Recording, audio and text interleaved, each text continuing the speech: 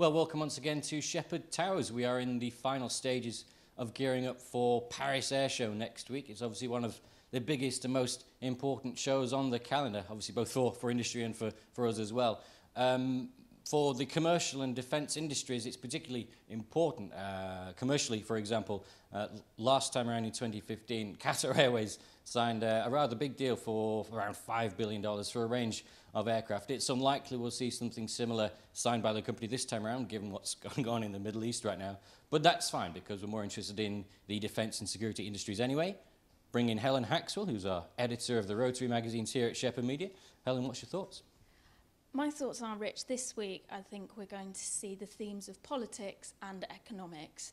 Recently, Donald Trump's administration has taken quite a protectionist stance. It's not unique from America. However, some of his comments on NATO spending in relation to Western European countries' contribution has ruffled a few feathers quite naturally.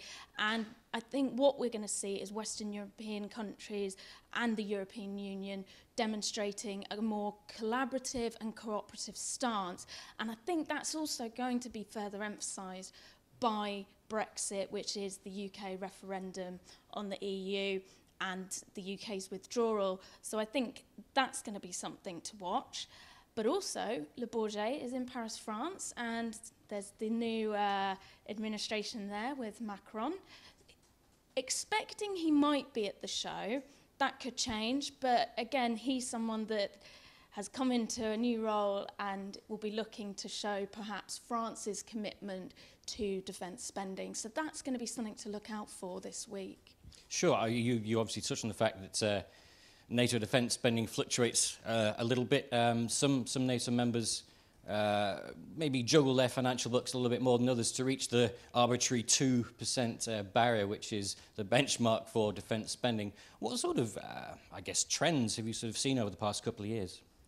Well, what I have seen is research and development-wise, Eastern European countries are spending a lot more money, in some almost over 100% than what they were before.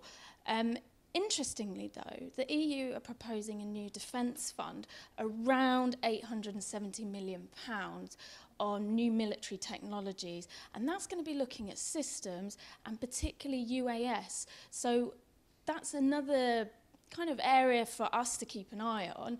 Who's going to be present from the unmanned systems side, and how are they going to look at shaping that debate and getting some of that money for their projects? Obviously, the show is a very good opportunity for companies and services to showcase some of the latest and greatest hardware and shiny kit. Helen, what sort of, I don't know, static stands or displays might we expect to see at the show? Obviously, it's a worldwide show, as you mentioned.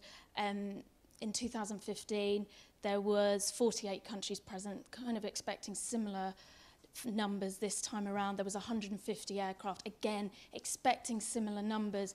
As we mentioned, US, one of the biggest, or the biggest defence spender. The US military are going to be taking along the P-8 Poseidon, the P-1 and the V-22, which is a collaborative project between two of the main OEMs. So that's something we're going to be looking forward to, as well as the F-35, another key platform. Well, it sounds great from my side. We're obviously really looking forward to it. Guys, thanks very much. Please do check out all our coverage, our news stories and our video content that we'll be producing throughout the week. And if you're going to be at the show, stop by the Shephard stand, check us out.